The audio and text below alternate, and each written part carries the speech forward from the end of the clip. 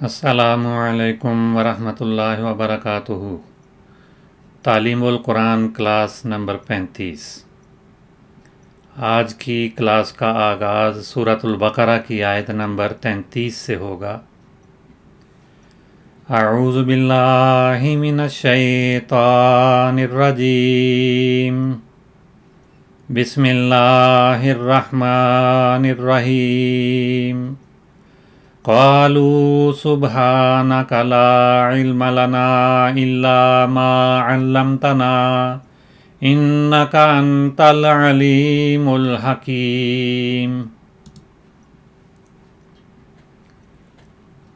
قالوا، انہوں نے کہا، سبحانک، پاک ہے تو، لا علم لنا، ہمیں کسی بات کا کچھ علم نہیں، الا ما علمتنا، سوائے اس کے جس کا تو ہمیں علم دے، انکا، یقیناً تو، انتا، تو ہی، انکا انتا، یقیناً تو ہی، العلیم، وہ ہے جو دائمی علم رکھنے والا ہے، الحکیم، اور بہت حکمت والا ہے۔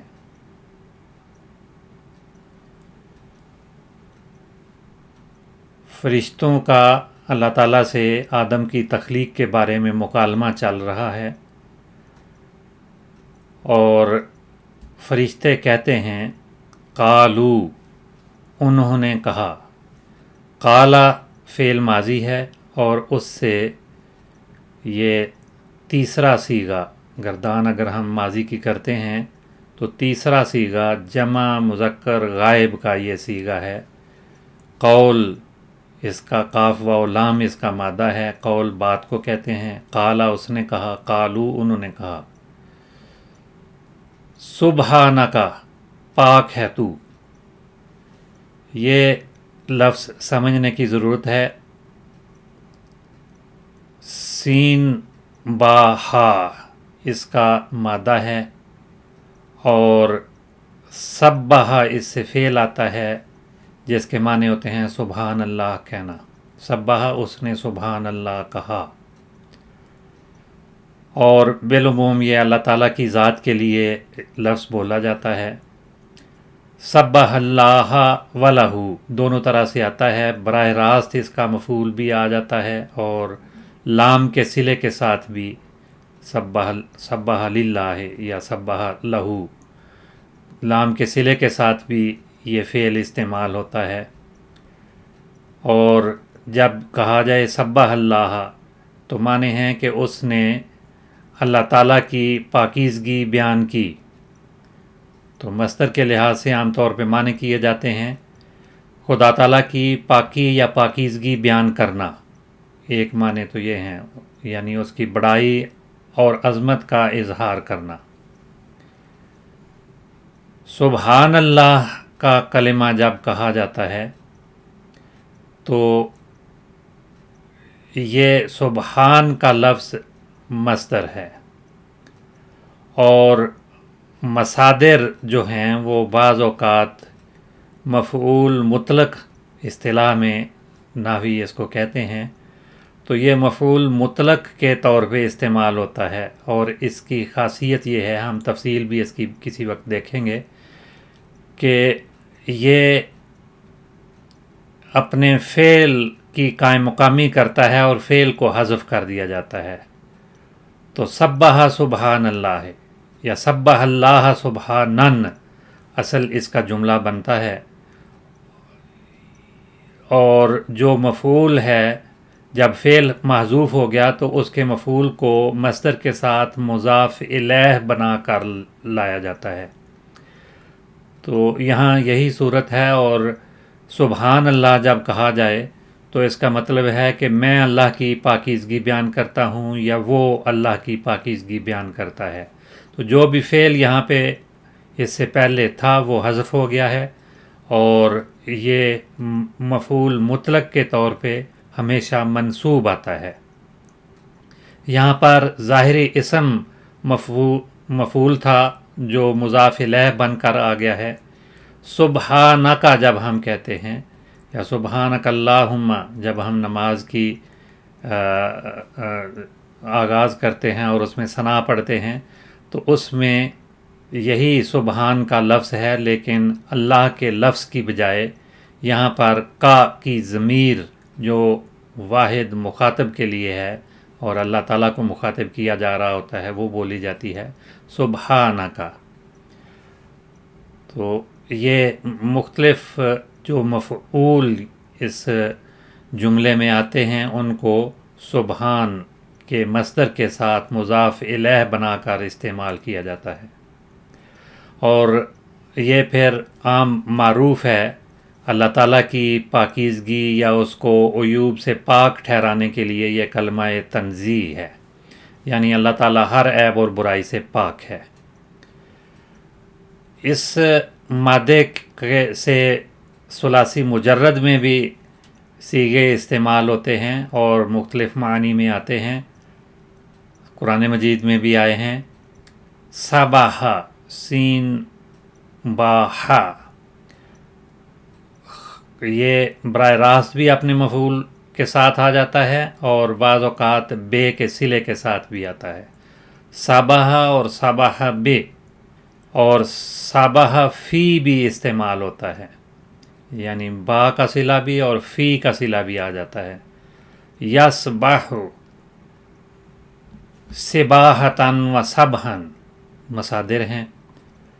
صباح الفرس، اس وقت کہتے ہیں جب گھوڑا دوڑنے کے لیے اپنی اگلی ٹانگیں پھیلاتا ہے، سینہ چوڑا کرتا ہے، پھیلاؤ کے لیے یہ لفظ بالعموم بولا جاتا ہے یا دور چلے جانے۔ صباح النجوم، ستاروں کا آسمان میں چلنا۔ صباح فلان فی الارض، زمین میں دور چلے جانا یا دوڑنا، اور دوسرے معنی ہیں زمین میں کھدائی کرنا، گہرائی تک پہنچنا۔ اور یہی لفظ وسیع معنوں میں معاشی امور کی انجام دہی کے لیے گھومنا یا روزی کی تلاش میں لگ جانا، اس کے لیے بھی بولا جاتا ہے، اور بعض اوقات آرام کرنا اور سونا بھی اس کے معنی کیے جاتے ہیں۔ تو سبحانکا کے معنی ہیں تو پاک ہے۔ فرشتے کہہ رہے ہیں، فرشتوں نے اللہ تعالیٰ کو جواب دیا کہ سبحانکا تو پاک ہے یا پاک ہے تو، لا علم لنا، ہمیں کوئی علم نہیں، لا علم کسی بات کا کچھ علم نہیں۔ ایک ظاہری طور پہ یہ دو الفاظ ہیں، ایک لا ہے، دوسرا اس کے ساتھ علم، نہیں علم، لیکن اس کا ترجمہ کیا گیا ہے کسی بات کا کچھ علم نہیں۔ اس کی وجہ یہ ہے کہ یہ لا خاص معنی دیتا ہے، اس لا کو لائے نفی جنس کہتے ہیں، اور یہ اپنے مابعد اسم کے مفہوم کی کلی طور پہ نفی کر دیتا ہے، اس جنس کے تمام افراد کو ختم کر دیتا ہے، ان کی نفی کر دیتا ہے، تو اس وجہ سے اس لا کو لا نفی جنس کہتے ہیں۔ علم یہاں پر اس لا کا اسم کہلاتا ہے، لا نفی جنس کا اسم علم، اور یہ ہمیشہ جب اسم ان معنوں میں لا آتا ہے تو اس کا جو اسم ہوتا ہے اس کے آخر میں زبر آتی ہے۔ لا نفی جنس ہوتا کیا ہے، اس کی تعریف اگر دیکھی جائے تو لا نفی جنس وہ لا ہے جو کسی چیز کے تمام افراد سے حکم کی نفی کرے، اسے لا نفی جنس کہتے ہیں۔ لا سرور دائم، کہ کوئی بھی سرور یا خوشی ہمیشہ رہنے والی نہیں ہے، تو سرور کسی طرح کا بھی سرور یا خوشی اس میں شامل کر کے اس کی نفی کر دی، لا کوئی بھی، تو کسی بات کا یا کوئی بھی علم نہیں یا کسی بات کا کچھ علم نہیں، علم کی ہر طرح کی نفی اس لا نے کر دی ہے۔ یہ لا نفی جنس ایک جملے پہ داخل ہوتا ہے، جملہ اسمیہ ہوتا ہے عام طور پر، تو لا نفی جنس جملہ اسمیہ پر داخل ہوتا ہے اور اس کے داخل ہونے کے بعد مبتدا کو اس کا اسم اور خبر کو اس کی خبر کہتے ہیں، اور اس کا اسم تو منصوب آئے گا، وہ اس کے علاوہ بھی بعض اوقات شکلیں ہوتی ہیں، لیکن جو خبر ہے وہ ہمیشہ مرفوع ہوتی ہے، یعنی اس کے آخر میں پیش آتی ہے۔ تو لا نفی جنس کی خبر ہمیشہ مرفوع ہوتی ہے، اور جو اسم ہے اس کی 3 صورتیں بنتی ہیں۔ پہلی صورت تو یہ ہے کہ بعض اوقات یہ مضاف بن کر استعمال ہوتا ہے، اسم جو ہے وہ مضاف ہو یا مشابہ مضاف ہو، یعنی مضاف تو نہیں ہے لیکن اس طرح کی شکل بن رہی ہے، تو ان دونوں صورتوں میں یہ منصوب ہوگا۔ لا غلام رجل قائم، غلامہ یہاں پر اسم لا نفی جنس ہے اور یہ مضاف ہے، اس وجہ سے یہ منصوب ہے۔ اور لا طالعا جبلا قائم، یہاں براہ راست تو یہ طالعا جو ہے یہ اس میں لا نفی جنس ہے، لیکن براہ راست مضاف نہیں بن رہا، مضاف کے مشابہ ہے، کیونکہ اس کا بدل جبلاً آگے آ گیا ہے اور قائمٌ اس کی خبر آ گئی ہے، تو یہ بظاہر یہ موصوف ہے لیکن مشابہ مضاف ہے، تو اس بنا پر یہ منصوب آیا ہے، تو یہ اس کی صورت ہوتی ہے۔ لیکن بعض اوقات یہ اسم جو ہے لا کا اسم وہ نکرہ ہوتا ہے اور مفرد ہوتا ہے، یعنی اضافت کے بغیر آتا ہے، تو ایسی صورت میں یہ مبنی علی الفتح ہوگا۔ لا رجل قائم، تو رجل یہاں پر مفرد ہے اور اس پہ الف لام بھی نہیں آیا اور نہ ہی کوئی اضافت کا تعلق ہے اس کا، تو یہ لا کا اسم ہے، لا نفی جنس ہے لا، اور رجل اس کا اسم ہے اور قائم اس کی خبر ہے، تو قائم یہاں پر مرفوع ہے، تو خبر تو ہمیشہ مرفوع ہوتی ہے، لیکن جو اس کا اسم ہے اس کی شکل بدلتی ہے یا ناوی اس کو مختلف حیثیت دیتے ہیں۔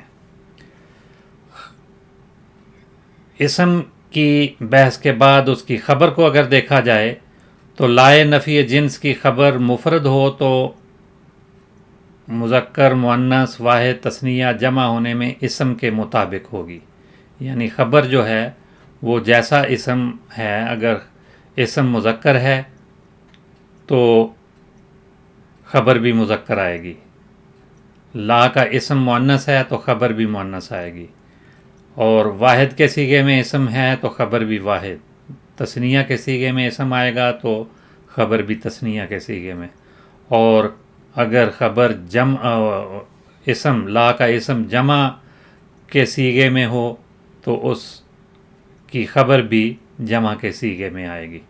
یہ مثالیں ہیں، لا رجل موجود، رجل واحد ہے تو موجود اس کی خبر واحد کے صیغے میں آئی ہے، اور مذکر ہے تو اس کی مذکر کے صیغے میں۔ لا امرأۃ قائمۃ، تو یہاں پر امرا مؤنث کا صیغہ ہے تو اس کی خبر قائمۃ مؤنث کے صیغے میں آئی ہے۔ اور ایک اور قاعدہ یہ ہے کہ لا نفی جنس کی خبر جملے کی صورت میں بھی آتی ہے، اس صورت میں اس جملے میں اسم کے مطابق ایک ضمیر ہوگی۔ لا طفل یاکل الطعام، یاکل الطعام خبر ہے، طفل اسم ہے، تو خبر میں یاکلو میں جو ضمیر مستتر ہے وہ اس طفل کے لیے ہوگی، تو یہ قاعدہ ہے۔ لا طفل ہوا عالم، ہوا عالم ایک جملہ ہے تو ہوا جو ضمیر ہے وہ طفل کے لیے آئی ہے۔ اور بعض اوقات اس کی خبر جو ہے لا نفی جنس کی خبر جار مجرور کی صورت میں بھی آتی ہے، لا ریب فیہ جیسے آیا ہے تو فیہ خبر ہے۔ تو یہاں پر جملہ ہے فرشتوں کا، لا علم لنا، ہمیں کوئی علم نہیں، لا علم کسی بات کا کچھ علم نہیں، لنا ہمیں، لام اس میں حرف جار ہے حرف ہے، اور نا جو ہے یہ ضمیر جمع متکلم کے لیے ہے، جس کے معنی ہیں ہم کو، یا پھر اس کو دوسری صورت میں ہمیں کہا جاتا ہے، ہمیں اس کا کچھ علم نہیں ہے۔ الا سوائے، الا یہ حرف استثناء یا کلمہ استثناء ہے، سوا کے معنی ہوتے ہیں یا ما سوائے۔ حرف استثناء کا کیا عمل ہے؟ یہ اپنے ما قبل میں سے ما بعد کو الگ کرتا ہے، یعنی جس چیز کا ذکر الا سے پہلے آ رہا ہوتا ہے اس میں سے الا کے بعد میں آنے والی یا الا کے بعد مذکور چیز کو الگ کر دیا جاتا ہے۔ اس کی آگے لمبی تفصیل ہے، فی الوقت صرف یہی بات سمجھنے کی ضرورت ہے کہ جس اسم کو بذریعہ کلمہ استثناء کسی اسم کے حکم سے نکال دیا جائے اسے مستثنیٰ کہتے ہیں، یعنی اللہ کے بعد آنے والا جو ہے وہ مستثنیٰ ہوتا ہے، اور جس اسم کے حکم سے مستثنیٰ کو نکالا گیا ہو، یعنی اللہ سے پہلے جو اسم بیان ہوتا ہے جس میں سے کسی کو الگ کیا گیا ہے اسے مستثنیٰ منہ کہتے ہیں۔ تو یہ حرف استثناء کا عمل ہے۔ اور الا ما علمتنا، یہاں پر اس آیت میں ترجمہ ہے کہ ہمیں کسی طرح کا کوئی علم نہیں، تو علم پہلے بیان ہو گیا تو اس علم میں سے کچھ علم کو الگ کیا گیا ہے، وہ ہے الا ما علمتنا، جو کچھ تو نے ہمیں سکھایا یا دیا، جس کا تو نے ہمیں علم دیا۔ ما کیا چیز ہے؟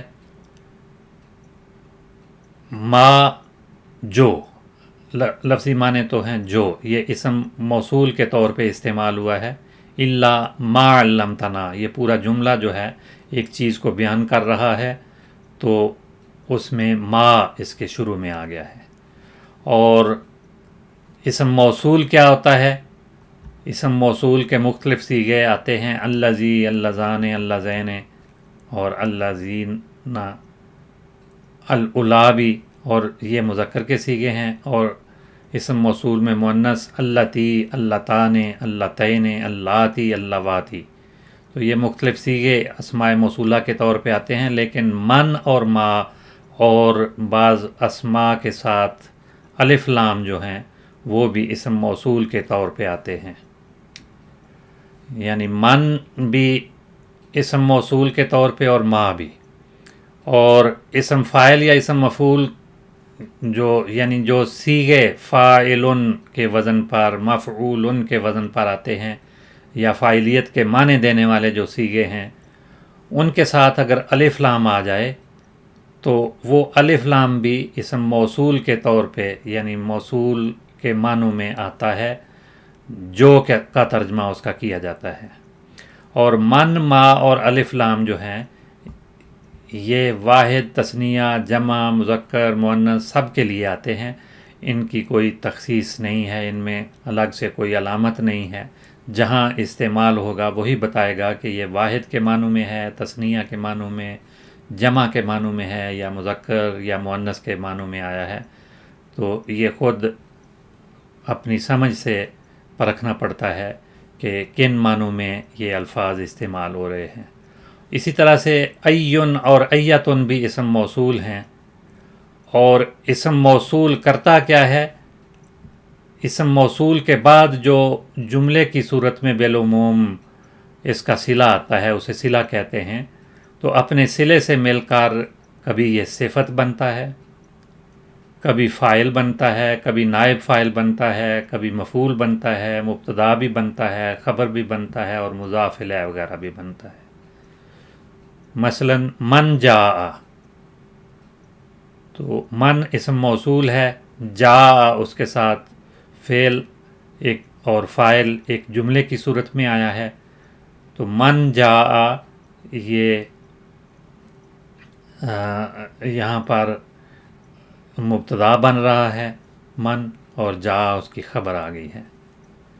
انظروا الی من هو اسفل منکم، یہاں پر من مجرور ہے اپنے جملے کے اور صلے کے ساتھ مل کر، تو انظرو تم دیکھو اس شخص کی طرف من جو ہوا اسفل منکم تم سے نچلے درجے میں ہے.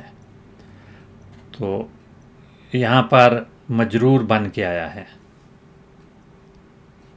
تو یہ جو اسماء موصولہ ہیں اس طرح سے مختلف معنی میں استعمال ہوتے ہیں. تو فرشتے کہہ رہے ہیں لا علم لنا ہمیں کچھ بھی علم نہیں الا سوائے اس کے ما جو یا جس کا علمتا تو علم دے. علمتا فعل ماضی ہے، علامہ سے تفصیل ہم اس کی کئی دفعہ پڑھ چکے ہیں. علمتا تو نے سکھایا یا تو علم دے نا ہمیں، یہ مفعول ہے نا، جس کا تو ہم سوائے اس کے جس کا تو ہمیں علم دے، تو ہمیں جو تو ہمیں سکھائے. انا کا انا یہ حرف مشبہ بالفعل ہے اور کا اس کا اسم ہے، اور انتا جو ہے وہ تاکید کے لیے ضمیر آئی ہے سوائے اس کے جو تو ہمیں سکھائے. آگے وہ ایک اور بات کا اضافہ کر رہے ہیں. انا کا یقیناً تو اللہ تعالیٰ کو مخاطب کیا گیا ہے، یقیناً تو ہی العلیم الحکیم بہت علم والا دائمی علم والا ہے، الحکیم بہت حکمت والا ہے اور بہت حکمت والا ہے. آیت یہاں پر ختم ہوتی ہے. علم علیم یہ تو بحثیں کئی دفعہ ہم پہلے اسباق میں پڑھ چکے ہیں. الحکیم فعیل کا وزن ہے، جیسے علیم بھی فعیل کا وزن ہے اور اسم فاعل کے معنوں میں یہ دونوں آتے ہیں. اور اس وزن میں اس کو صفت مشبہ بھی کہا جاتا ہے اور اسم مبالغہ بھی کہا جاتا ہے. یہ جو مصدر سے یا کسی فعل سے مختلف اسماء بنتے ہیں ان کے خاص نام ہیں. تو اس شکل میں یا اس وزن میں آنے والے جو اسماء ہیں ان کو صفت مشبہ یا اسم مبالغہ کہا جاتا ہے.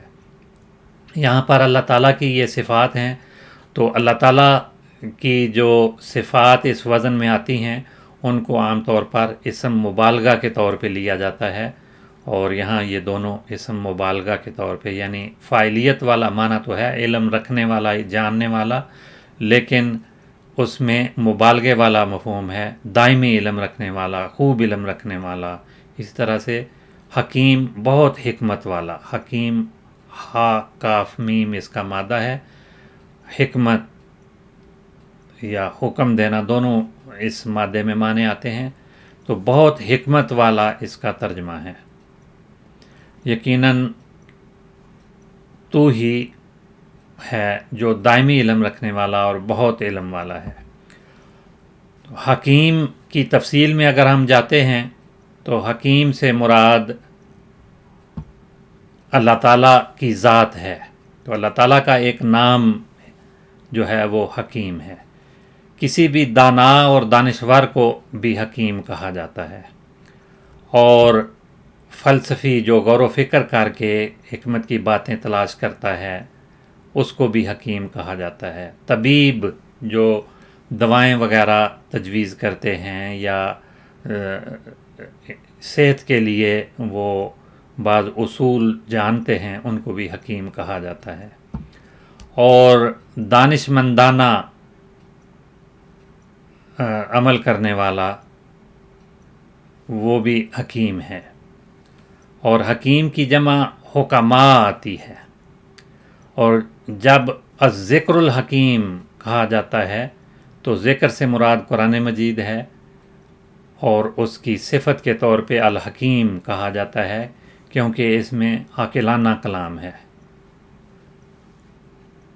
نہ اس میں کوئی لفظی خامیاں ہیں نہ معنوی خامیاں ہیں، اور لوگوں کی زندگی کے بارے میں یہ صحیح فیصلہ کرنے والا ہے، اس وجہ سے اس کا نام حکیم ہے.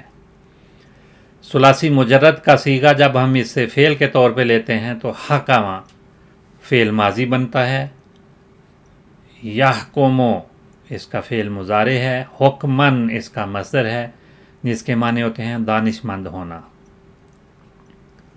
اور اس سے اسم فاعل کے معنوں میں یا صفت مشبہ کے طور پر یا مبالغے کے طور پر حکیم کا لفظ اسم بنتا ہے۔ اور حاکمہ براہ راست بھی فعل استعمال ہوتا ہے، اور بے کے صلے کے ساتھ، علا کے صلے کے ساتھ بھی، لام کے صلے کے ساتھ بھی، کبھی کہتے ہیں حاکمہ بھی، حاکمہ علا، حاکمہ اللہ۔ اور فعل مضارع اس کا یحکم آتا ہے، حکمن اس کا مصدر ہے، حکومتاً بھی اس کا مصدر آتا ہے، اور حاکم اس سے اسم فاعل بنتا ہے فاعل کے وزن پر، اور مفعول بنتا ہے محکوم۔ اور حکم بالامر حکمن کے معنی ہوتے ہیں کسی بات کا فیصلہ کرنا، اور حاکم حکمن دانشمند ہونا، اور اس سے اسم فاعل حکیم کا وزن آتا ہے۔ حکم لہو بقضاء کے معنی ہوتے ہیں اس کے لیے اس نے اس کے حق میں فیصلہ کر دیا، اور حکم علیہ بقضاء، علا کا صلہ جب اس کے ساتھ آتا ہے تو اس کے کسی کے خلاف کوئی فیصلہ کرنا اس کے معنی ہوتے ہیں۔ اور حکم بینہم لوگوں کے درمیان فیصلہ کرنے کے لیے آتا ہے۔ حکم کے کئی معنی ہیں، حکومت اور اقتدار کے لیے بھی یہ لفظ بولا جاتا ہے، فیصلے کے لیے بھی، عدالتی فیصلہ، کوئی حکمت و دانائی کی باتیں ان کے لیے بھی حکم، علم و فہم کے لیے بھی یہ لفظ بولا جاتا ہے۔ الصمت حکمن، خاموشی حکمت ہے۔ حکمن اللہ تعالیٰ کا ایک نام ہے حکم، اور حکم حاکم کو بھی، فیصلہ کرنے والے کو بھی کہتے ہیں۔ قرآن مجید میں آیا ہے افغیر اللہ ابتغی حکمن، اور ثالث یا سرپنچ کے لیے بھی بولا جاتا ہے۔ قرآن مجید میں بھی یہ معنی استعمال ہوئے ہیں، وَإِنْ خِفْتُمْ شِقَاقَ بَيْنِهِمَا فَابْتَغُوا حَكَمًا مِّنْ أَهْلِهِ وَحَكَمًا مِّنْ أَهْلِهَا۔ کسی معاملے میں جو ریفری کا کردار ادا کرے اس کو بھی حکم کہا جاتا ہے، اور رجل حکم عمر رسیدہ آدمی کو کہا جاتا ہے کیونکہ وہ زمانہ دیکھ کر سمجھ بوجھ رکھتا ہے۔ اور حکم کی جمع حکمتن، فعلتن کے وزن پہ آتی ہے۔ تو یہ مختلف معنی ہیں۔ انکا انت العلیم الحکیم، یقیناً تو ہی بہت علم والا، بڑی حکمت والا ہے۔ آج کا درس اسی پہ ختم ہوتا ہے۔ گزشتہ کلاس میں ہم نے جملے کی بحث پڑھی تھی، جملہ فعلیہ کی بحث پڑھی تھی۔ آج ہم کچھ تعارف جملہ اسمیہ کا لیتے ہیں۔ جملہ اسمیہ میں دو حصے عام طور پر ہوتے ہیں۔ پہلے اور دو حصوں میں سے پہلا لازمی اسم ہوتا ہے۔ آسان پہچان یہ ہے کہ جو جملہ کسی اسم سے شروع ہو وہ جملہ اسمیہ ہے۔ خبر میں اسم بھی ہو سکتا ہے، کوئی جملہ بھی ہو سکتا ہے، فعل بھی ہو سکتا ہے، اور شبہ فعل بھی ہو سکتا ہے، تو وہ خبر کی تفصیلات الگ ہیں، لیکن مبتدا ہمیشہ اس کا اسم آتا ہے۔